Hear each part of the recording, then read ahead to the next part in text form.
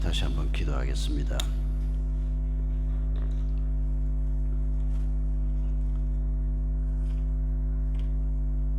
감사하신 주님, 오늘 저희를 이 자리에 있게 하신 분이 주님이심을 고백합니다. 어떤 과정을 거쳐서 여기에 왔건 주님께서 저희를 이곳으로 보내셨고, 또 주님께서 저희를 통해서 이루고자 하는 목적을 저희에게 주셔서 저희가 이곳에 있음을 고백합니다. 저희가 사흘 동안 함께 말씀을 묵상하고 또 교제하면서 저희를 향한 하나님의 뜻이 무엇이며, 또 저희가 주님의 동행하심을 통해서 이루어야 할 것들이 무엇인지를 다시 한번 깊이 성찰하기를 원합니다. 이 과정을 통해서 저희 마음속에 있는 아픔도 치유받게 해주시고, 또 저희 속에 있는 상처도 치유받게 해주시고, 또 저희 속에 있는 죄성도 주께서 녹여 없애주시고, 저희 속에 있는 낮은 자존감과 열등감도 주께서 치료해 주시옵소서. 방향을 제대로 잡지 못했다면 주님께서 우리에게 말씀을 통해서, 성령을 통해서 새롭게 주님이 기뻐하시는 방향을 잡게 해 주시옵소서. 우리의 사역이나 삶의 전략이 잘못됐다면 주님께서 깨닫게 해 주시고, 또 성령께서 저희에게 깨우쳐 주셔서 바른 전략을 가지고 하나님의 사람들을 섬기며 하나님의 에클레시아를 세워갈 수 있도록 저에게 은혜 베풀어 주시옵소서. 이 시간 저희가 함께 하나님께서 왜 이 땅에 하나님의 에클레시아를 세우려고 하시는지, 우리가 어디에서 출발해서 어떤 목표를 향해서 나아가야 하는지를 잠깐 생각하려고 합니다. 주의 성령께서 저희를 도와주시옵소서. 예수님의 이름으로 기도하옵나이다. 아멘.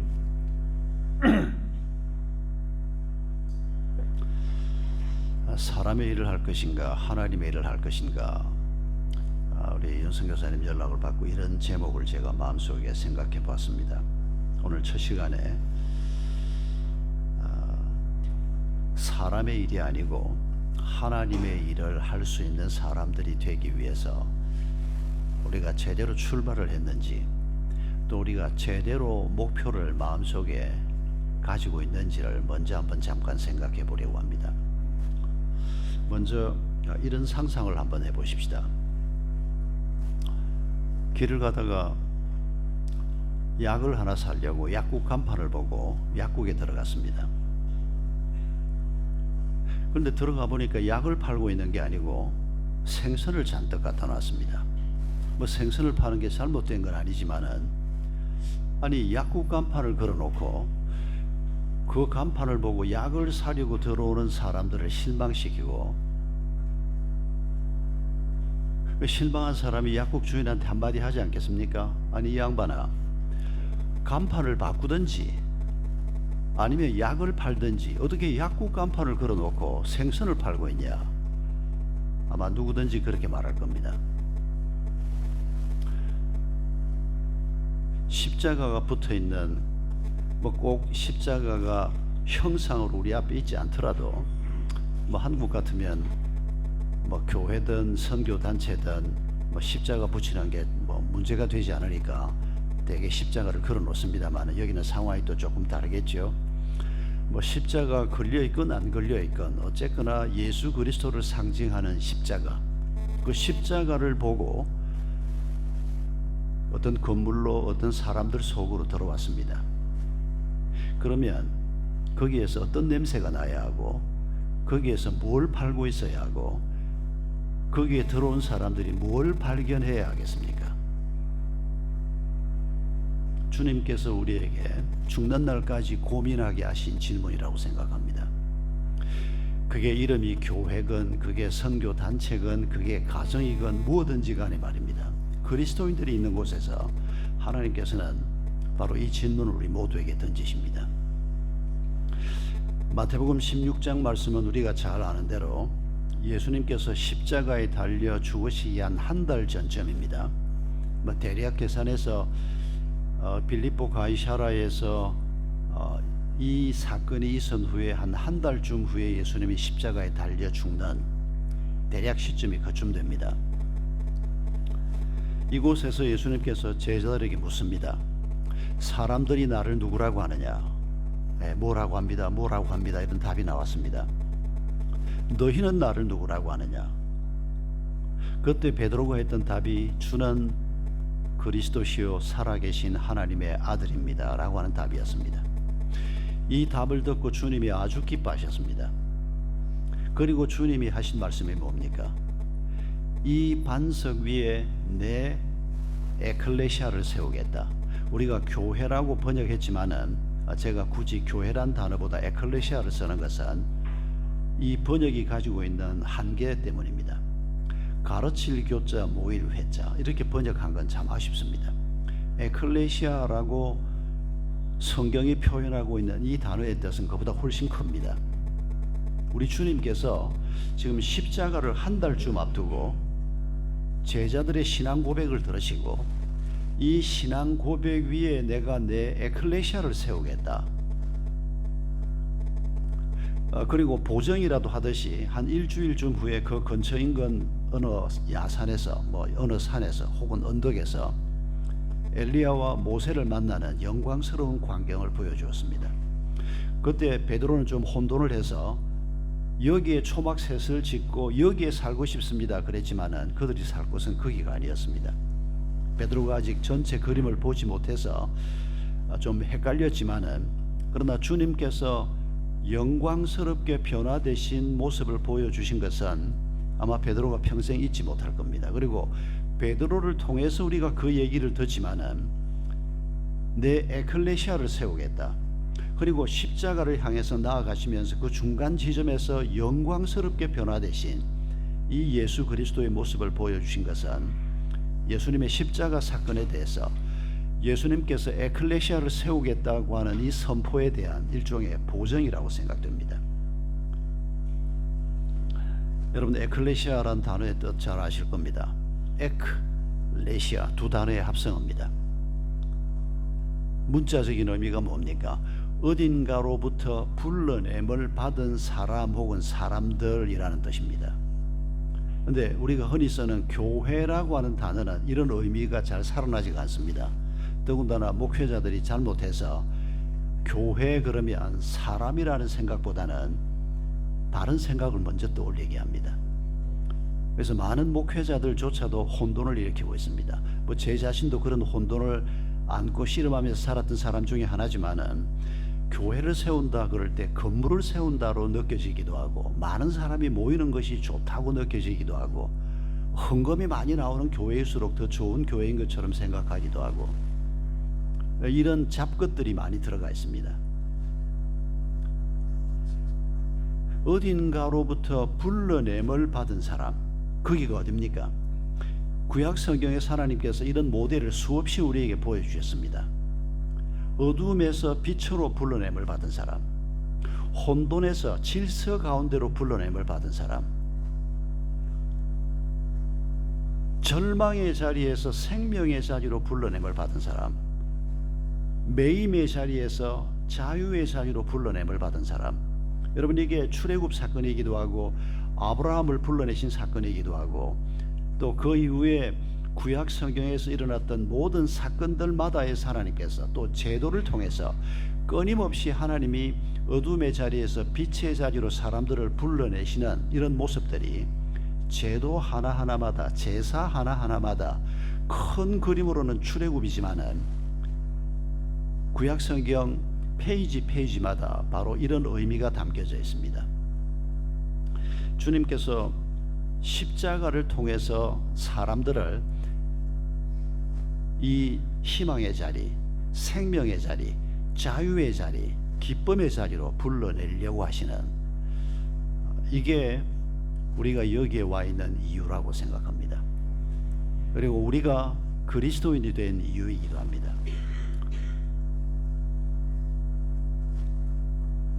문득 그 생각이 납니다. 몇 년 전에 배임이라고 하는 선교단체를 한국에서 발족식을 하면서 저하고 별로 교제도 없었던 분들인데도 굳이 저들로 와서 설교를 하라 그래서 제가 뱀 코리아가 발족하는 자리에 설교를 하러 갔습니다. 그때 제가 했던 말이 지금 갑자기 탁 떠오르는데, Business as Mission. 그 선교 단체 만들 일이 아닙니다. 왜냐하면 모든 그리스도인들이 선교사가 아니더라도, 목회자가 아니더라도, 그 사람이 비즈니스를 하건 그 사람이 가정주부건 그 사람이 누구건 간에 그 사람의 삶이 선교가 돼야 되고, 그 사람의 삶이 정인이 돼야 되고, 그 사람의 삶을 통해서 그리스도가 드러나야 하는 것이 모든 그리스도인의 걸어가야 할 길이기 때문입니다. 그런데 그게 잘 안 되니까 굳이 BAM 이런 조직을 만들어서 이걸 좀 더 널리 알리자, 그 말은 동의하지만은 사실은 그거 있을 필요가 없는 일입니다. 그런데도 불구하고 오늘 교회들이 자꾸 변질이 되고 성도들이 무엇을 위해서 하나님이 우리를 불렀는지를 자꾸 놓치게 되니까, 심지어 선교사, 목회자라고 하면서도 무엇 때문에 하나님이 우리를 부르셨는지를 자꾸 놓치게 되니까 이런 선교 단체도 만들게 되고, 또 우리가 다시 한번 이렇게 우리 자신을 한번 되짚어 보기도 하는 것입니다. 왜 하나님께서 에클레시아를 만드셨을까요? 제가 이 질문을 스스로 생각하면서 제 머릿속에 먼저 떠오르는 그림이 하나 있습니다. 제가 목회 현장에 있을 때 제 앞에 한 50세쯤 된 남자가 한번 새가족 부실에서 앉아 있었습니다. 그 사람이 어떻게 해서 교회 오게 됐는지 제가 그 사람을 전도한 사람을 통해서 이미 얘기를 들어서 알고 있었습니다. 그러나 이 사람 입으로 제가 듣고 싶어서 그래, 아무개씨 어떻게 오늘 이 자리에 앉게 됐습니까? 그랬더니 그 사람이 저한테 이렇게 표현을 했습니다. 자기 옆에 자기를 전도한 우리 교회 이제 출석한 지가 1년이 안 된 이 사람의 친구인 형제가 앉아 있었고, 그 옆에 그 우리 교회 성도의 와이프에 열심히 있는 집사님이 앉아 있었습니다. 이 처음 교회 온 사람이 이렇게 얘기했습니다. 목사님, 이 친구가 나 초등학교, 중학교, 고등학교, 대학교 동기동창이라는 겁니다. 두 사람이 다 연대를 나왔는데 학과까지 똑같았습니다. 연대 경영학과 출신들이었습니다. 이런 인연이 쉽지 않지 않습니까? 친구가 많지만은 초등학교도 같이 졸업하고 중학교, 고등학교, 대학 같은 과, 그리고 이 사람들이 한 10년 전부터 둘이서 사업도 서울에서 같이 하고 있었습니다. 진짜 친한 친구인 게 틀림없습니다. 이 친구하고 중마고입니다. 그런 다음에 이 사람이 이렇게 말을 했습니다. 그런데 이 친구가 얼마 전부터 사람이 좀 변하기 시작했다는 겁니다. 갑자기 술을 안 먹겠다 그러고 담배도 끊어버리고, 이 바이어들을 만나서 얘기하는 중에 자기들 것들 좀 팔려고 과장도 좀 하고, 또 좀 새빨간 거짓말은 아니고 약간 좀 거짓말이긴 해도 그래도 좀 과장해서 얘기를 하기도 하고, 좀 약간 거짓말도 해가면서 이렇게 다 비즈니스 하는 건데, 어느 날부터 이 친구가 그런 거 나 못하겠다, 나 거짓말 못하겠다 이렇게 시작했다는 겁니다. 마음이 굉장히 불편했다는 겁니다. 이러다가 회사가 망하면 지가 책임질 건가? 둘 다 사장이긴 하지만은, 아니 그리고 눈 딱 감고 거짓말 한 번만 하면 1,000만 원이 생길 수도 있고 2,000만 원이 생길 수도 있는데, 이 친구가 왜 이러나 너무 못마땅했다는 겁니다. 이 친구가 교회 나가기 때문이라는 걸 알게 됐습니다. 이 친구의 변화가 교회 출석하면서 시작됐다는 걸 알게 됐다는 겁니다. 아주 못마땅한 마음으로 한 달, 두 달, 석 달 같이, 그러니까 옛날처럼 이제 술도 안 마십니다. 이제 옛날하고 두 사람의 관계가 많이 달라졌습니다. 불평에 가득 차서 한 두석 달 지났는데 한 두석 달 지나면서부터 자기 마음이 바뀌기 시작했다는 겁니다. 그래, 저 친구처럼 살아야 되는데 이런 마음이 생기기 시작했다는 겁니다. 그래도 우리가 지성이라고 하면서 돈 몇 푼 때문에 거짓말도 하고 돈 몇 푼 때문에 비굴한 짓도 하고 사실은 저렇게 살아야 되는 건데 이런 생각이 한 두석 달 지난 다음부터 마음속에 들어오기 시작했다는 겁니다. 그리고는 불평했던 그 친구를 바라보면서 아주 원망스럽게 바라봤던 눈빛이 조금씩 스스로 바뀌기 시작했다는 겁니다. 부러워지기 시작하고, 맞아, 사람이 저렇게 살아야 돼, 돈이 중요한 게 아닌데, 이런 생각이 들기 시작하고, 그리고 한 6개월쯤 지났을 때 자기 입으로, 야, 나도 네가 가는 교회 한번 가보면 안 되냐? 그래서 한 2달 교회를 따라오게 되고, 그리고 하나님이 그의 마음을 움직여서 등록하고 한번 본격적으로 신앙생활을 해보겠다. 오래전 일인데 바로 지난 주일날 제가 17년 신부했던 첫 번째 교회에 오래간만에 가서 주일 낮 예배 설교를 했는데 둘 다 보이지 않았습니다. 워낙 한 20년도 더 된 옛날 일이니까 어딘가로 아마 이사를 갔을 수도 있고 교회를 옮겼을 수도 있는데 옛날 교인들을 꽤 많이 만났는데 이분들은 보지는 못했습니다. 여러분, 1년 된 성도가 변해봤자 얼마나 변했겠습니까? 30년이 지나고 50년이 지나도 요만큼밖에 안 변하는데 우리가 우리 속을 들여다보면 우리의 연약함이나 우리의 죄성을 우리가 알지 않습니까? 1년 된 성도가 변해봤자 얼마나 바뀌었겠습니까? 그러나 하나님께서는 그 사람이 1년이 됐건 2년이 됐건 늘 우리를 쓰실 때 우리 주변 사람들이 우리를 보면서 내 변화가 많아서 무슨 열매가 맺히는 게 아니고 우리의 변화가 계속 있어야 합니다만은 하나님께서 우리를 사용하시고 하나님께서 우리의 현장에서 주의 영을 통해서 역사하시는 것을 우리가 늘 보게 됩니다. 마태복음 5장 14절에서 예수님께서 친히 이렇게 말씀했지 않습니까? 너희는 세상의 빛이라. 산 위에 있는 동네가 숨기우지 못할 것이고. 여러분, 산 위에 동네가 있으면 멀리서 봐도 저기에 마을이 있구나 하는 걸 알게 됩니다. 깜깜한 어두운 밤이라도, 여러분 2000년 전이면 호롱불이라도 켰지 않습니까? 깜깜한 어두운 밤이라도 산 위에 있는 동네는 사람들 눈에 자연스럽게 드러나게 됩니다. 이게 뭘 의미하는 겁니까?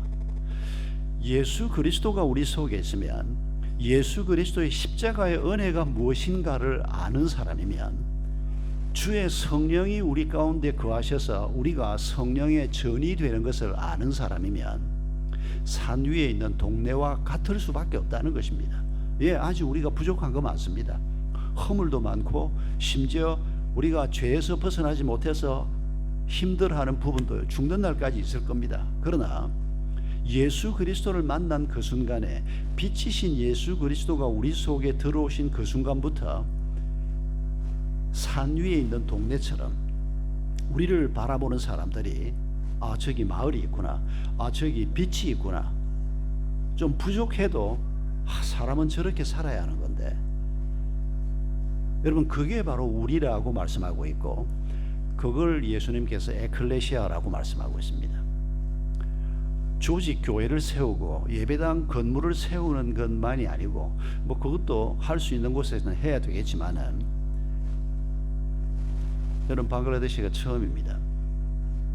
어떻게 하다 보니까 선교지를 지난 40년 동안 안 가본 곳 없다고 할 정도로 여러 곳을 많이 다녔는데 방글라데시는 인연이 없었습니다. 주로 선교지에 방문을 하는 건 이제 우리 교회 파송 선교사나 협력 선교사들이 가 있는 곳, 또 선교사회에서 수련회 와달라 이렇게 해서 주로 이제 가게 되는데, 어떻게 전혀 그동안 인연이 없었습니다.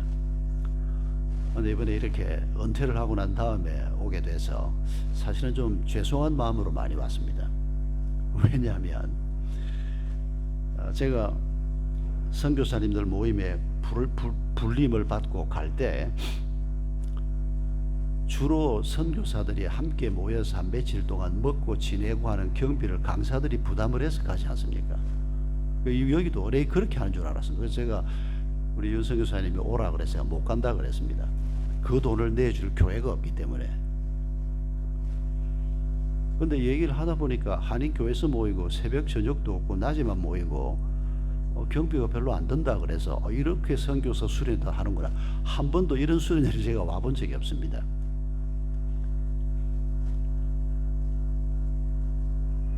윤석 교사님이 이렇게 말했어요. 제가 마음이 흔들렸습니다. 박 목사님이 이번에 안 오면 우리 이번 수련회 못할지 모르겠다고. 제가 회의가 좀 됐습니다. 전에는 뭐 제가 움직이면 교회가 항상 선교비를 부담하고 또 선교사님들을 위해서 뭐 좀 할 수 있는 비용도 부담을 해주고 이래서 뭐 별 문제 없이 다녔는데 이제는 그럴 교회가 없으니까 쉽게 간다 소리를 못 하겠더라고요. 비행기 값도 비싸고. 그런데 유성 교사님이 목사님이 안 온다 그러면 못할지 모르겠다. 그 말에 제가 마음에 탁 걸렸습니다. 이거 교회가 돈 부담 안 해준다고 내가 지금 이 선교사들과 오라 그러는데 내가 못 간다 그러고 있구나. 이게 말이 안 되는 소리구나. 왜냐하면 내가 내 비행기값 살 돈은 있거든요. 근데 교회가 안 대준다고 내가 못 간다. 사실은 유성 교사님한테 이 말은 제가 안 했습니다만은 못 간다 그럴 때 제가 내 돈 쓰기 싫어서 근데 뭐 그게 회개가 되고 이건 아닌데. 그래서 제가 사실 지난 한 40여 년 사역하면서 많게는 1년에 3번을 선교사 수련회를 간 적이 있습니다. 근데 뭐 거의 1년에 한 번 정도는 항상 교회 예산을 편성을 해놓았습니다. 선교사들을 우리가 한 번은 섬기자. 그리고 뭐 이렇게 보통 하듯이. 근데 이번에는 정말 제가 기쁜 마음으로 왔습니다. 그런 거 없이 이거 정말 내가 가야 되겠다. 가서 섬겨야 되겠다. 교제해야 되겠다. 격려가 되건 안 되건 이런 부름이 있다면 내가 가야 되겠다. 그러고 결정을 하고 나니까 마음에 하나님이 큰 기쁨을 주셨습니다. 교회가 내 차비 대줄 때보다 내 돈으로 내가 간다. 근데 결과부터 얘기하면 내 돈으로 오지 않았습니다. 다른 분들이 경비를 대줘서. 그래서 내가 받을까 말까 좀 고심을 했습니다. 근데 또 선교비를 목사님 이거 쓰세요 그러는데 또 어떻게 또 그냥 나 돈 있습니다 이러고 안 받으면 또 그래서 나중에 다른 데라도 쓰게 일단 이 돈은 받아야 되겠다. 그래서 비행기 값도 또 여기 머무는 경비도 결국 제 돈을 한 푼도 안 들이고 오게 됐는데, 여러분 이렇게 왔건 저렇게 왔건 또 뭐 10년 전에 왔건 뭐 10년을 머물렀건 저처럼 한 열흘 있다가 갈 거건 우리가 지금 여기에 와 있는 가장 중요한 이유는 우리 주님께서 내 에클레시아를 세우겠다. 바로 이 말씀 때문에 우리가 와 있는 겁니다. 먼저는 우리 자신들이 하나님의 에클레시아가 되는 것이 중요합니다. 우리를 통해서 하나님이 역사하시는데 뭐 우리가 완전한 사람이 돼야 하나님의 에클레시아를 방글라데시 땅에 세울 수 있다. 그건 불가능합니다. 어느 곳에도 하나님이 그렇게 역사하지는 않습니다. 부족하지만은 우리를 통해서 우리가 하나님의 에클레시아로 세워지고 점점 아름다운 에클레시아로 자라가면서 그리고 우리를 통해서 또 다른 에클레시아가 세워지는, 이게 오늘 하나님 나라 운동의 출발점이요 목표점이라고 생각합니다. 그게 뭐 목회를 하는 것이건 그게 구제 사역이건 뭐 그게 무엇이건 간에 말입니다. 사흘 동안 우리가 함께 말씀을 나누면서 이렇게 하나님의 에클레시아를 세운다고 표현되는 이 하나님의 일이 좀 더 구체적으로 무엇이며 또 이 하나님의 일이 좀 더 구체적으로 어떻게 진행되어 왔다고 성경이 우리에게 가르치는가, 그리고 그게 내 개인에게, 우리 부부에게, 우리의 가정에, 그리고 내 사역에 어떤 의미를 갖는가, 이런 생각을 가지고 최대한 말씀을 함께 나누어 보려고 생각하고 있습니다. 주님께서 자신의 에클레시아를 세운다라고 하는 이 목표는 창세기에 보면 하나님께서 창세 때부터 가지고 계신 계획인 것으로 우리가 알 수 있습니다. 창세기 1장 27절에 하나님께서 자신의 형상으로 사람을 지으셨다고 말합니다. 그런데 여러분, 형상이라는 단어를 여러분 모르시는 분이 없을 겁니다. 이 형상이라는 단어를 우리가 떠올릴 때 두 가지 의미를 항상 기억해야 한다고 생각합니다. 첫 번째는 하나님의 성품입니다. 하나님의 성품을 우리에게 나누어 주셨다. 사자에게도 어떤 피조물에게도 나누어 주지 않은 하나님의 성품, 그걸 인간에게만 나누어 주셨다. 그게 뭡니까? 하나님의 거룩성이요, 하나님의 창의성이요, 하나님의 자율성이요, 하나님의 지성이요, 이런 것들은 어떤 피조물에게도 나누어 주지 않았습니다. 오직 인간에게만 나누어 줬습니다. 왜요? 하나님의 대리인으로 살도록 하기 위해서, 하나님과 교제하는 존재로 살도록 하기 위해서. 그게 창세기 1장에 나오는 설명입니다. 그런데 이 형상이란 단어에서 또 한 가지 우리가 기억해야 할 것은, 하나님께서 우리에게 이런 것들을 나누어 주신, 하나님의 성품을 나누어 주신 이 목적을 드러내는 단어가 있습니다. 여러분, 형상이라고 하는 단어가 예수님 오시기 한 250년 전에 지금도 남아있지 않습니까? 70인역 세튜어전트 헬라어 구약 성경을 번역을 할 때 이 형상이라고 하는 단어가 이콘으로 번역됐습니다. 여러분, 이게 아이콘으로, 영어로 아이콘으로 번역된 단어인 거 아실 겁니다. 우리가 하나님의 아이콘이라는 겁니다. 여러분, 아이콘이라는 단어 잘 아시지 않습니까? 컴퓨터 화면 맨 첫 화면에 작은 그림들이 쭉 뜹니다. 우리가 그걸 아이콘이라고 합니다. 지금은 제가 그 습관을 이제 바꾸었습니다만은, 사역할 때는 새벽기도 마치고 제 서재에 들어가서 컴퓨터를 켜면 항상 처음 작업했던 게 C라고 하는 조그마한 아이콘, 지금도 제 컴퓨터에 깔려 있습니다. 그 아이콘을 클릭을 하면 저희 교회 홈페이지에 들어갑니다. 홈페이지에 들어가면 150명의 목자들이 올린, 자기 바로 지난 금요일 날 목장 식구들이 올린, 한 10명 정도의 식구들이 올린 기도 제목들이 전부 올라와 있습니다.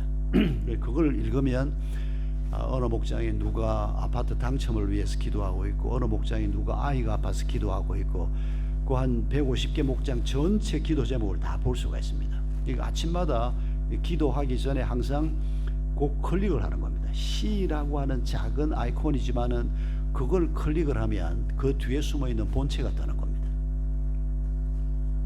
우리가 하나님의 아이콘입니다. 그러면 나를 클릭을 하면 뭐가 떠야 된다는 겁니까?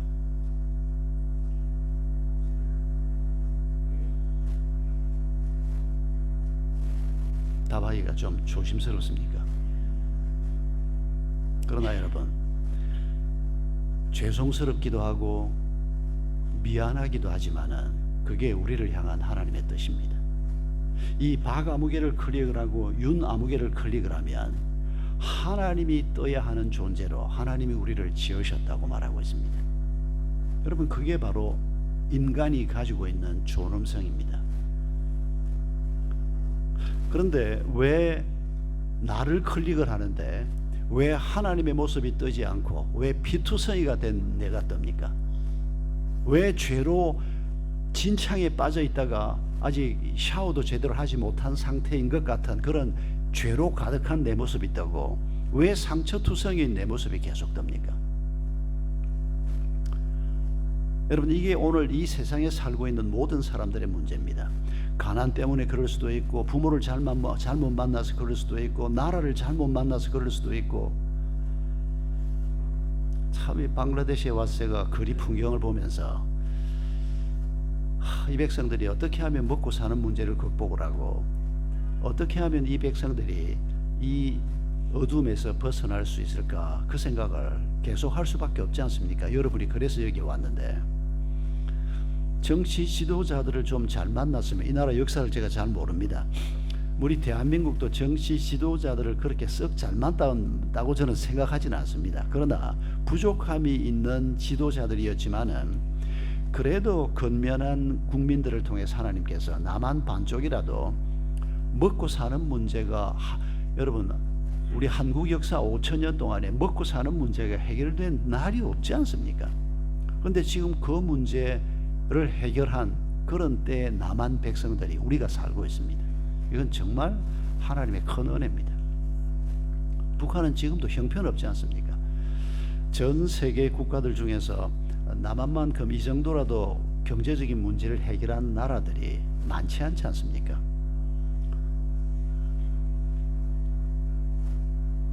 우리가 이 나라에서 태어났으면 우리도 돈 한 푼 벌기 위해서, 하루 두 끼라도 먹기 위해서, 가족들을 먹이기 위해서 이 밑바닥에서 여기서 일하고 있는 저 사람들처럼 살아야 될 뻔하지 않았습니까? 이게 이 사람들이 뭐 잘못해서 이렇게 된 겁니까? 참 이 안타까운 일들이 지금 이 지상의 70수억의 인류에게 벌어지고 있습니다. 하나님께서 이들 모두를 사랑하신다고 분명히 말씀하십니다. 이들 모두가 구원받기를 원한다고 성경에서 분명히 말씀하고 있습니다. 그래서 하나님께서 고르고 골라서 여러분을 이 땅에 보내신 것이라 믿습니다. 그런데 우리는 우리 자신이 안고 있는 연약함 때문에 끊임없이 실험해야 되고, 그러면서도 또 섬김의 부담도 있고, 그러나 우리가 뭘 하고 있든지 간에 나를 통해서 하나님이 드러나야 하는, 1년도 안 된 예수 믿는 사람 때문에 옆에 있던 친구가 그래 이 사람이 이렇게 살아야 하는데, 여러분 이건 그 사람이 잘 살아서라기보다 이건 하나님의 은혜로 이루어지는 일입니다. 베드로가 예수 그리스도가 하나님의 아들이요 그리스도라는 것을 깨달았다는 것을 주님이 뭐라고 설명합니까? 네가 열심을 내서 이걸 깨닫게 된 게 아니고, 혈과 육으로 네가 알게 된 게 아니고 하나님께서 내게 이걸 알게 하셨다. 하나님의 은혜라는 얘기 아닙니까? 이 하나님의 은혜가 우리의 사역 현장에, 또 우리의 가정에, 또 우리의 자녀들에게, 우리의 남은 길에 있을 것을 우리가 기대할 수 있기를 바랍니다. 하나님의 은혜가 아니고는 우리가 뭘 할 수가 있겠습니까? 그런데 그 하나님의 은혜 때문에 우리가 먼저 하나님의 에클레시아가 됐고, 그리고 앞서서 이 길을 걸어가면서 이 목표를 가지고 지금 우리가 하시는 사역은 다 다르실 수밖에 없겠습니다만은, 그러나 동일한 이 목표를 가지고 우리가 길을 걸어가면서 우리가 할 수 있는 일이 아니기 때문에 기도하지 않을 수 없는 것입니다. 한 사람이 하나님을 알게 되고 한 사람의 마음에 변화가 오는 것은 오직 하나님만 하실 수 있는 일입니다. 우리는 도구가 될 뿐입니다. 1년 된 신자도 그 도구가 될 수 있고, 30년 된 신자도 그 도구가 될 수 있고, 하나님이 오늘 그 일을 이 땅에서 여러분을 통해서 이루어 가시는 것을 우리가 다시 한번 확인하면서 우리가 하나님의 에클레시아가 되고, 그리고 나를 통해서 또 다른 에클레시아가 이 방글라데시 땅에 세워지고, 그렇게 세워진 하나님의 에클레시아가 방글라데시 민족의 희망이 되고 인류 사회의 희망이 되는 이런 꿈을 가지고 다시 한번 우리 자신의 헌신을 주님 앞에 다짐하는 시간이 됐으면 하는 마음입니다. 우리 함께 기도하십시다. 이 시간에 세 가지 기도를 주님 앞에 올려드리기를 원합니다. 첫째는 감사의 기도입니다. 오늘 내 상황이 어떻든, 내 삶이 어떻든, 사역이 힘들든, 어떤 환경에 있든지 간에 하나님께서는 이 놀라운 목표를 위해서 우리를 여기에 보내셨고 우리를 그리스도인으로 부르셨습니다. 이 사실에 온 마음을 다해서 감사하십시다. 두 번째 기도는 회개의 기도입니다. 우리를 향해서 하나님이 이런 계획을 가지고 계시는데, 우리는 하나님의 은혜로 이 일이 이루어질 것이라고 생각하기보다는 지금 내가 겪고 있는 일들이 너무 힘들고, 또 때로는 돈만 있으면 문제가 해결될 것 같고, 내가 뭘 좀 더 가지면 문제가 해결될 것 같은 이런 인간적인 생각에 사로잡혀 있었던 것을 회개하십시다. 하나님께서 그의 은혜로 이 땅에 에클레시아를 세우시는 것으로 사람들을 건져내실 것이고 우리의 사역을 이루어 가실 것입니다. 그래서 세 번째 기도 간구는 주의 성령께서 나와 내 가족을 먼저 하나님의 에클레시아로 세워주시고 좀 더 온전한 에클레시아, 행복한 에클레시아, 아름다운 에클레시아로 세워주시고 그리고 우리를 통해서 내 주변에 하나님이 허락하신 이 방글라데시 사람들이 하나님의 에클레시아로 세워질 수 있도록 주의 은혜를 베푸소서. 우리 사회자가 나오기 전까지 한 2-3분 동안 이 기도를 함께 주님 앞에 올려드리겠습니다. 거룩하신 아버지 하나님 감사합니다. 오 주님, 오 주님, 아버지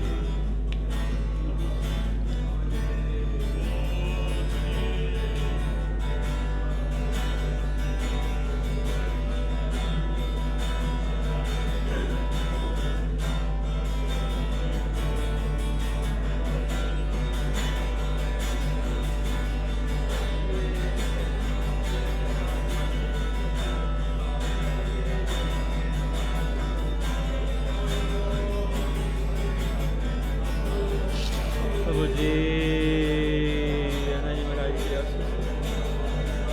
아버지 하나님께서 우리를 불러내신 그 목적을 알게 하소서. 아버지 방글라데시 땅으로 부르신 그 목적을 이해하게 하소서.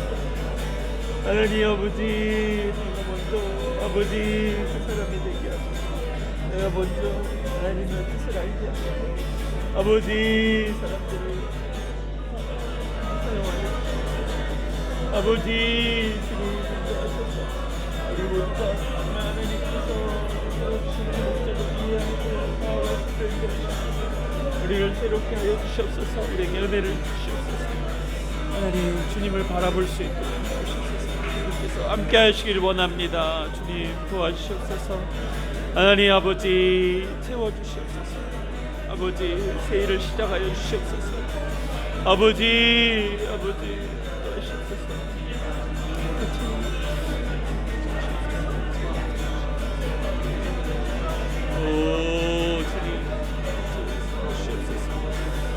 하나님 아버지 우리에게 아버지 새해를 시작하여 주시고 함께하여 주시옵소서. 하나님 아버지 세상에 수많은 사람들이 하나님 아버지 하나님의 형상을 하나님의 존엄성 하나님을 닮아가는 그 마음을 못 두고 아버지 훼손시키고 살고 있습니다. 하나님 우리가 먼저 깨닫게 하시고 함께하여 주시옵소서. 주님 붙잡아주시옵소서. 하나님 아버지 감사합니다. 저희에게 은혜를 주시고 에클레시아로 불러주심을 인하여 감사합니다. 하나님 우리를 부르신 하나님의 은혜에 감사하고 또 우리의 부르신 목적을 우리가 온전히 깨달아 망가지고 훼손된 하나님의 형상을 우리가 먼저 회복하고 발견하게 하시고 또 그 훼손된 사람들께 다가가서 그들에게 복음과 사랑을 나눠줄 수 있도록 그들이 하나님 앞에 회복될 수 있도록 주님 초청할 수 있도록 주님 인도하여 주시옵소서. 이 시간들을 그 하나님으로 받는 그 은혜와 능력을 받는 귀한 계기로 주님 사용하여 주시옵소서. 예수님의 이름으로 기도드렸습니다. 아멘. 감사합니다. 우리 광고드리